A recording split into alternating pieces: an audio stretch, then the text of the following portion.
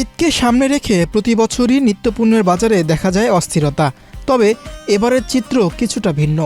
সরবরাহ স্বাভাবিক থাকায় বেশিরভাগ পণ্যের দাম রয়েছে স্থিতিশীল, যা স্বস্তি এনে দিয়েছে সাধারণ ক্রেতাদের মাঝে। আলহামদুলিল্লাহ এবার বাজারটা ঠিকই আছে, বাজার করে আরামই পাইতেছি, খুব একটা বাড়ে নাই, সীমিতভাবেই আছে।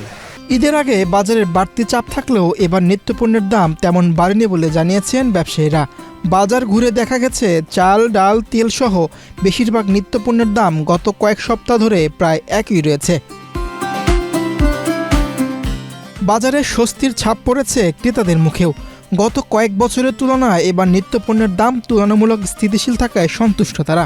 গেছে বছর যে ছিল তার চেয়ে অনেকটা নিয়ন্ত্রণ আছে বলে। সেমাই কিনছি, কিসমিস কিনছি, এগুলোর দাম আমার জানা মতে এখন ঠিক আছে। আমরা চাই নতুন সরকারে যাতে আমরা মধ্যবিত্ত, আমরা অতই না, যাতে সব কিছুর দামটা একটু সীমিত থাকে, যাতে সবাই খেতে পারে। বাজারে সেমাই বিভিন্ন ভেদে 120 টাকা থেকে শুরু করে 450 টাকায় বিক্রি হচ্ছে। এছাড়াও চিনি 80 টাকা থেকে শুরু করে 100 টাকায় বিক্রি হচ্ছে। বাজারে অন্যান্য পণ্যের দাম স্থিতিশীল থাকলেও জিরার দাম কেজি প্রতি 200 টাকা বেড়েছে বলে জানিয়েছেন ব্যবসায়ীরা।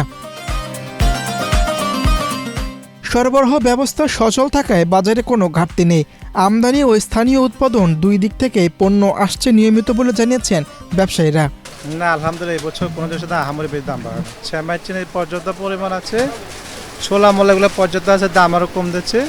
শুধু তেলটা একটু সংকট, তবে তারা দাম বাড়ানি, চাহিদা হিসাবে একটু কম দিচ্ছে আর কি, এটাই। আর আমরা সব কিছু ঠিক আছে। সেমাই চিনি আমরা অন্যান্য বছর যেমন চিনির দাম তো এবার নর্মালি 100 টাকা চিনির দাম।